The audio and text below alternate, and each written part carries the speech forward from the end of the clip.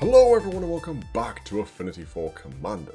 My name is Alex and today we're going to be taking a look at the most expensive reprints coming out of the new and upcoming Commander Masters set. If you wish to take advantage of this, hopefully, dip in price, then be sure to check out cardmarket.com and use our affiliate link for all your future purchases. They're also where we're going to be getting all the prices that you see here in this video. Or if you're watching over the pond, then be sure to check out our affiliate links for TCG Player and Flipside Gaming. Using these affiliate links does not cost you anything extra, but does help the channel out a lot.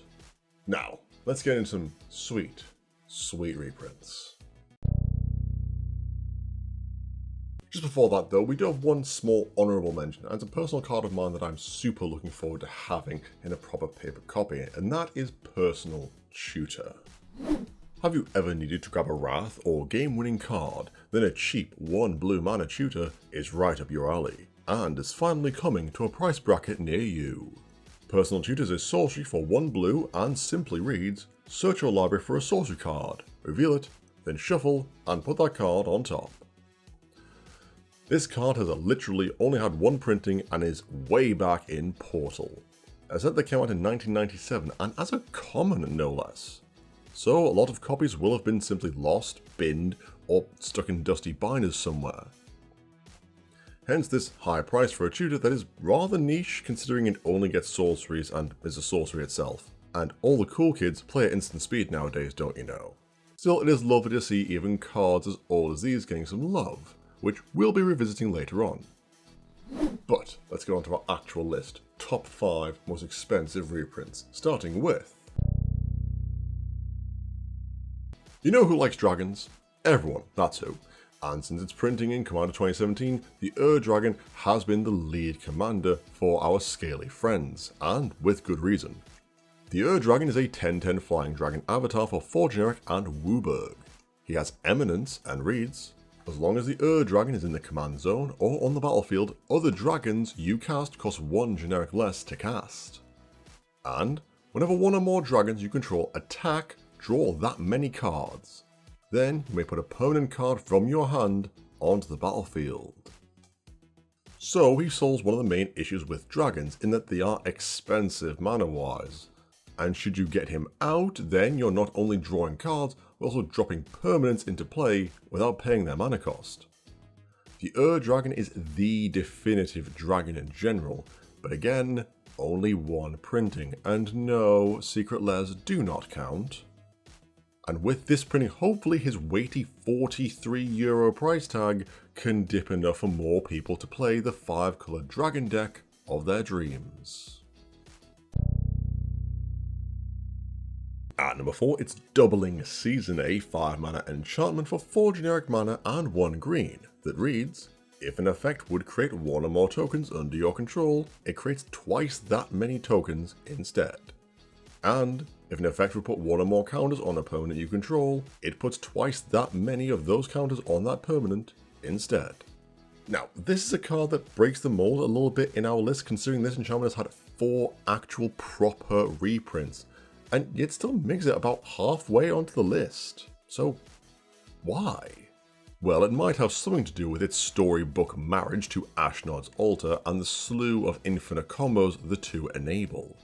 Or the fact it's only ever printed at Mythic, or is an auto-include, as bitter and hateful as that word is in my mouth, in pretty much any token or counter-based deck with green in it. It just jumps the power level of those decks.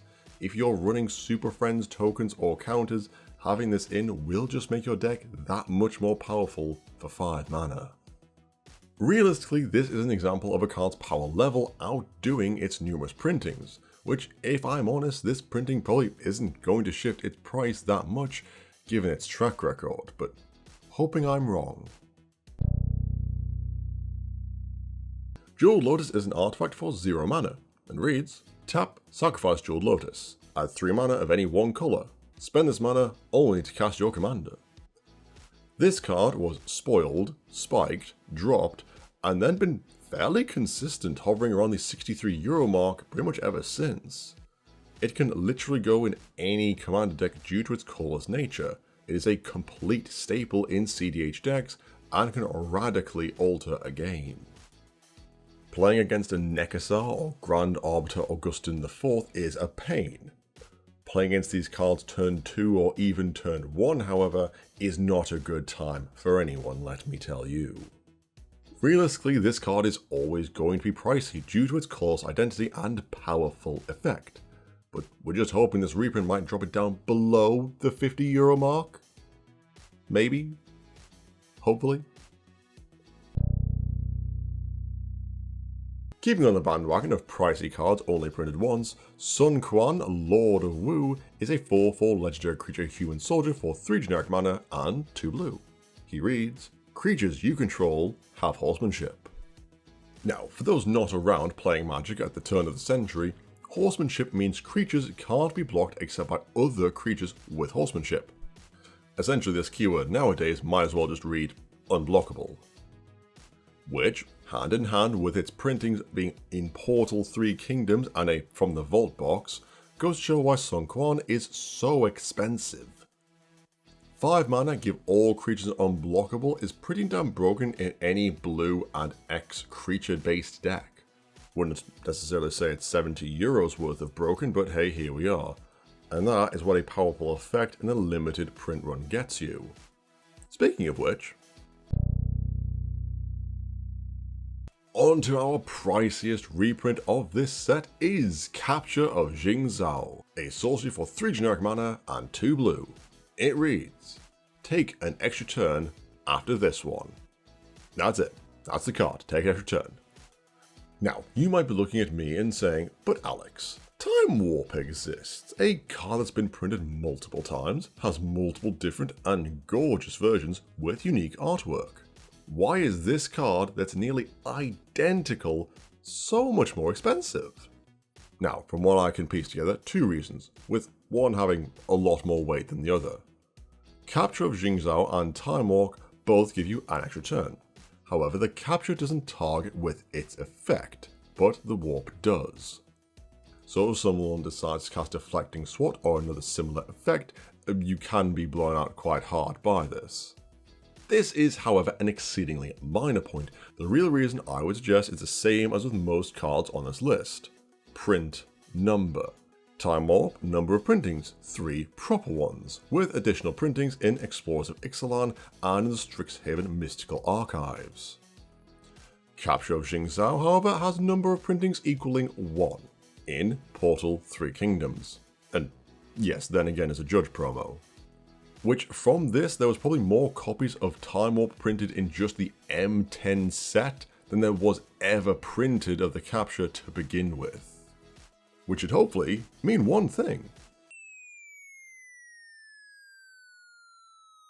But with the captures printing and hopeful price drop, we can now play multiple versions of 5 mana take an extra turn that we can grab back for the grave for infinite turns that Richard Garfield 100% intended.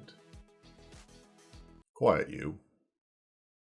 And that will be the end of the video, guys. I hope you enjoyed it. What cards are you most excited about being reprinted in Commander Masters? Let us know in the comments below. We read every single one of them. As always, this video and all Affinity for Commander content is made possible thanks to the support of our amazing patrons. You guys are truly awesome. If you too would like to help support the channel and become a patron yourself and get access to exclusive EDH related rewards, then be sure to check out our link in the description box below. You can also help support the channel a few other quick and easy ways, liking this video, subscribing, hitting the bell icon so you never miss a video, or following us on your preferred social media platform. But that'll be it from me for now, guys. As always, I've been Alex, and I will see you next time.